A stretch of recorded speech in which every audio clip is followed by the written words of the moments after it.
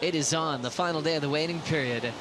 But let's just enjoy this. Chris Moore putting together an unbelievable performance at Manu Bay. What? Crushing sections, can do no wrong, and being pushed so hard by the next generation. Everyone's just on their feet. We mentioned this when, Steph did what she did on the Gold Coast, how sweet it was to see a goat return to that kind of form. And we're getting to watch it right now with Carissa Moore coming to Manu Bay and just reminding everybody in the world how much she's given to the sport. A leg burner for Riss, her 7th wave. She's throwing away 6.5s, 7.67s. All right, welcome back to the Lineup Podcast. I'm Dave Prodan here with Mitch Salazar. Mitch, it is time to talk about surfboards. The Surfboard Empire CT Shaper Rankings presented by VEIA.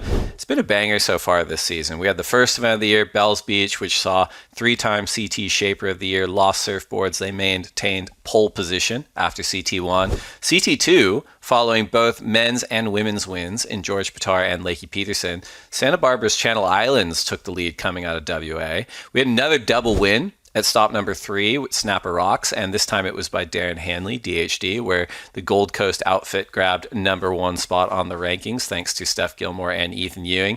And with the completion of New Zealand, a little bit of full circle, we're back with Lost Surfboards in the lead after posting both women's finalists, runner-up Sawyer Lindblad and event winner Carissa Moore. Mitch, what has stood out to you so far this season as far as equipment goes, and what stood out to you specifically in New Zealand? I think the main thing that I really saw over here at Manu Bay was the CI riders on the Mikey February shortboard. The solution has kind of been tapped as a new big thing that's all around. But for the most part, CI Pro, CI 2.0 Pro, the better every day had kind of been, what a lot of the surfers had gone to when it came to competing. And I feel like the vast majority of them were on the Mikey February shorty, and they look great. Not that, a lot of them got great results, but I thought the surfing looked good, and I definitely think it's one of the options that they have out there. I want to give props to Italo for doing so well, too, and switching boards in the final. It seemed like there was an equipment malfunction halfway through a wave and came in real quick, was on an all-in, which is basically a more modern version of its IF-15, switched out to the Synthetic 84, and as Joe said, Synthetic used to be the name of Timmy's original brand, and the 84, it was more of an 80s model, but that's just really a good all-around board that's going to give you a lot of speed down the line. At that point, he already had his 2 scores in the bank, though. Well, and on that real quick, real quick on that too, I just want to call out, Simon Jones, who is Timmy Patterson's man on the ground there in New Zealand, and I think Richie Levitt called him out in the broadcast too. He was sort of instrumental in helping Italo and on the Patterson side there. So awesome to see kind of local support crew, in the pit when their team rider wins. Oh, for sure. I mean, that's why I think having the labels in different parts of the world is so important. That's why I think JS has done so much better in other regions worldwide, because since Miguel and the Pupo family got the label down there in Brazil, they've been able to expand the market, produce obviously better quality equipment within the country too. And you have the factory right there with Wagner, their dad, at OHP, Ohana Pupo Surfboards, now just making the JS surfboards themselves. The majority of the part, I feel like the Monster and the Golden Child are still kind of the standards for Jason Stevenson and his team.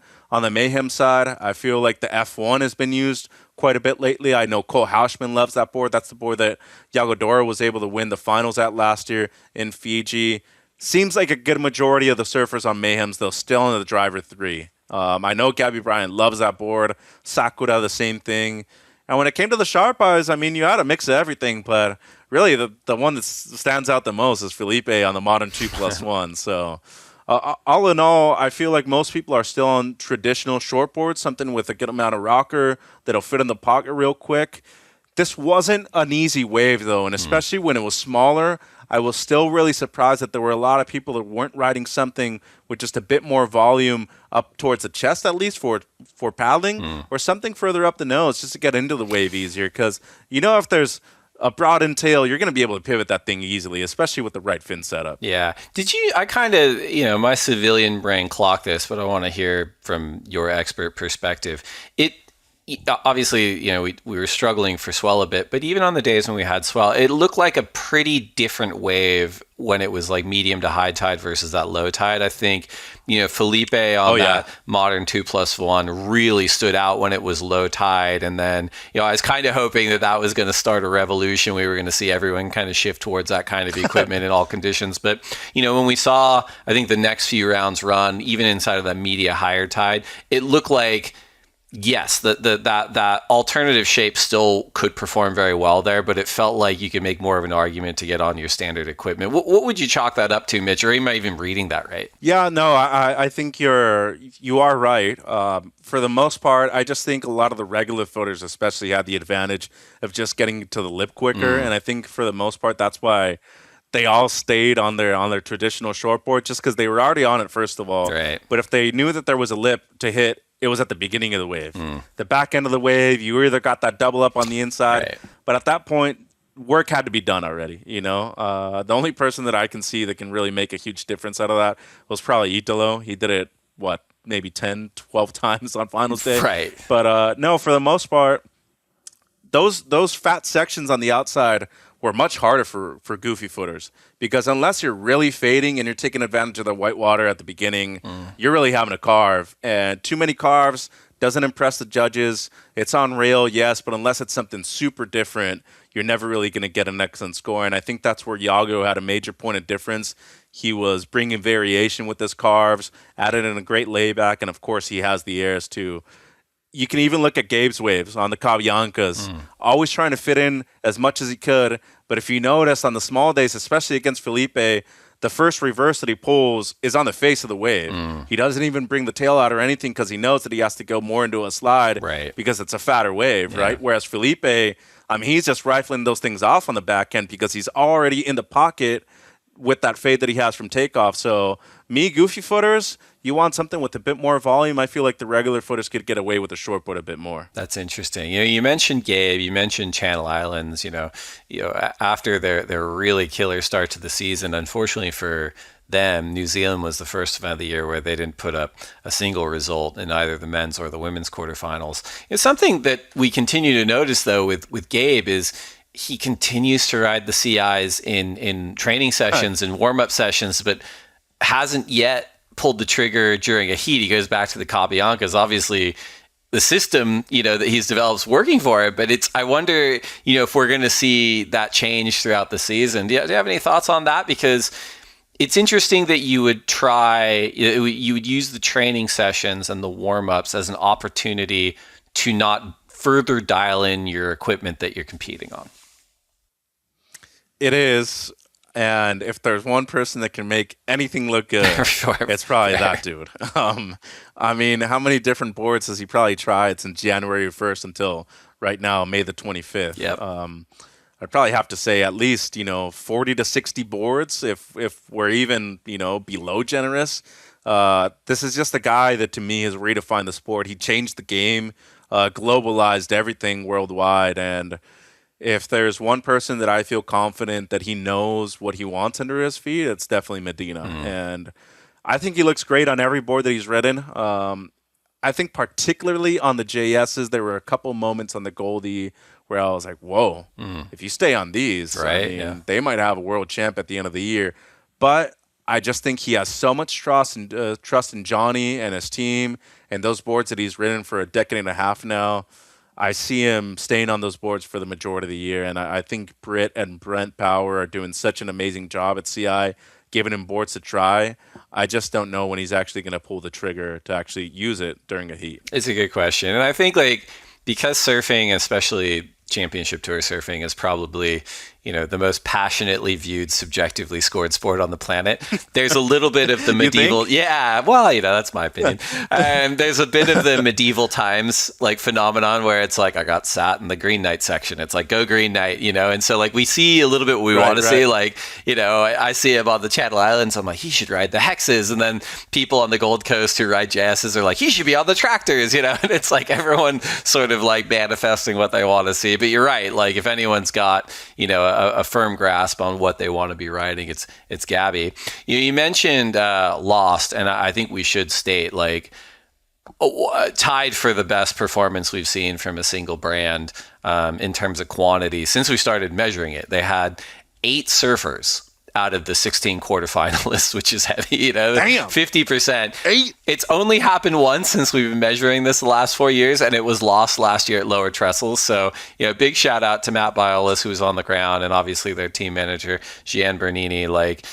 We are measuring things differently this year, of course. We've adjusted it from all the quarterfinalist results are going into the rankings to just taking the top 2 results, regardless of how many they have. But, having a high performing team like that obviously helps, right? It stacks the deck in your favor in terms of getting those really, really strong results. But yeah, such an impressive showing from them, in the land of the long white cloud down there.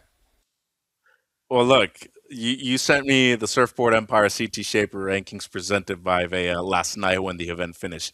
They're leading by more than 9,000 points right now. 57,260 at first is lost. DHD trailing them at second, 48,120.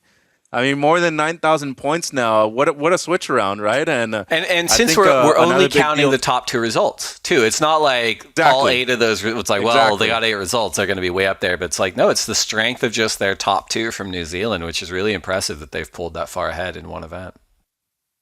And I think Matt being on the ground too is so essential for a lot of these surfers, giving him feedback in the moment. Hey, this wave's a little bit more difficult. It has shades of lowers. It goes fat real quick. All of a sudden it stands up. What is something that we could potentially work on, or just smooth out some kinks and develop a board that'll work better for this wave and maybe other waves on the CT in the future? So there's many things. And I think that's why the presence of the shapers matters a lot for these surfers, because they're the ones that are actually feeling things under their feet. It's like anything else in the world. I mean, and especially with analytics, you know how much I love my stats, but in baseball, any other kind of sport, you can do all the talking, you can do all the reading you want about stats, but there is a different kind of feeling once you're up there doing it yourself and you get that sensation back to you. And I feel like especially a shaper that rips like those guys, they know what they want to hear from their surfers and vice versa. So that communication has to be very clear between them too. Yeah. Great in the booth too. Matt was awesome in the booth, kind of breaking down the different models for his team riders there. So yeah, interesting stuff. I really hope we go back to New Zealand in 2027, and I really hope we get good swell. And I'd love to see a little bit of variety from the CT surfers, even in the free surf. So I love seeing those different lines. But I thought it was a really interesting wave. And I think that last day really showcased even sort of the tip of the iceberg of quality potential and what you're going to see from a surfing standpoint. Mitch, before we break out of the Surfboard Empire CT Shaper rankings presented by VEIA segment, I want to know, man, what have you been riding lately? And then related question, you and I are both going to be on the ground with producer Miguel in El Salvador next week for the Surf City El Salvador Pro. Forecast looks okay, knock on wood so far. Looks like there's some swell in the water. Yeah. What have you been riding lately? What are you bringing down there? And is there going to be a big difference in terms of what the CT are riding there compared to New Zealand? Ooh. That's actually a hard question to answer, because there's not it's a pretty quick turnaround from there to Brazil. So I feel like you already kind of have to have your boards dialed for both events at this location. And when Saquarema gets good, I mean, you're riding something really similar to what you'd be riding in Central America. To answer the first part of the question, though, today I rode Driver 3.0, John Tech Flex Futures. Love that board, that setup. It's a swell that's picking up, so I wanted something just a bit more stable, a little bit more rocker. Surf right here in Huntington Beach, really fun, with about other 300 people in the water too, which is pretty typical for a holiday in Southern California.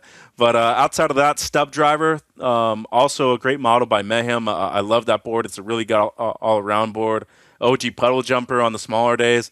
And I have a mid-length that I got from Forecast, this new brand that they're making the majority of their boards out of Sardinia in Italy. My boy Tony Curto hooked me up with a mid-length called the Wombat.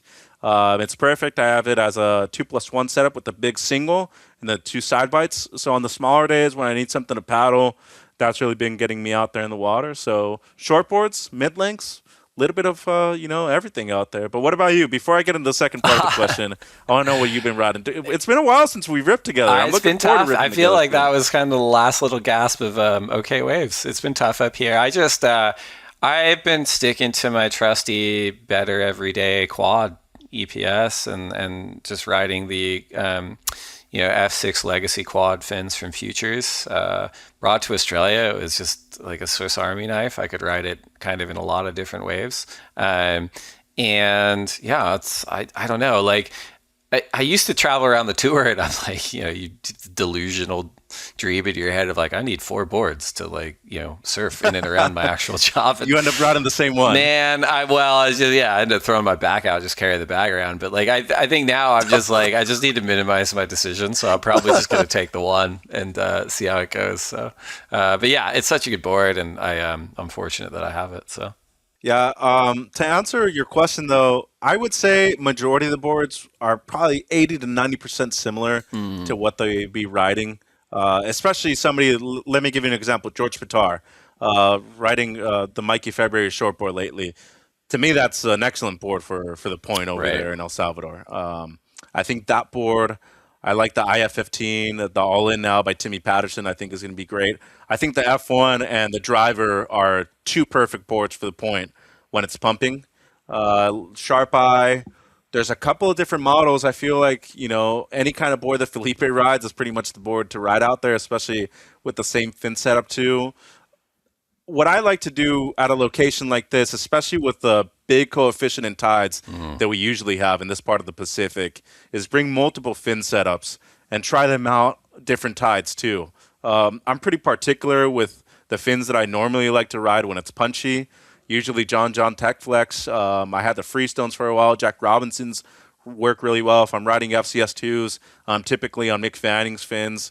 But anything in the Carver kind of family for FCS is something that I really like. But think outside of the box. Think, what is this wave going to look like on a high tide? And will these fins perform? Will the board feel exactly the same as I want it to? Will I be getting enough drive? Will I be able to push just as hard? And I think Gabby Bryant could be a perfect example of that. Will she be riding the same kind of equipment once it's chunkier, higher tide, even if it is big and has the good amount of push, or on a low tide where it stands up a bit more and it is really shallow out there, like where Mama Roca is. So gotta watch out for that, especially heading straight towards Brazil afterwards. I bring a pair of different boards, but for the majority, I feel like they're going to ride the same boards that they were riding over at Raglan. Good insight. Well, thanks to Surfboard Empire and thanks to VEIA for supporting the CT Shaper rankings. We're going to take one more break, and when we come back, we're going to talk fantasy and answer listener questions. Don't go anywhere.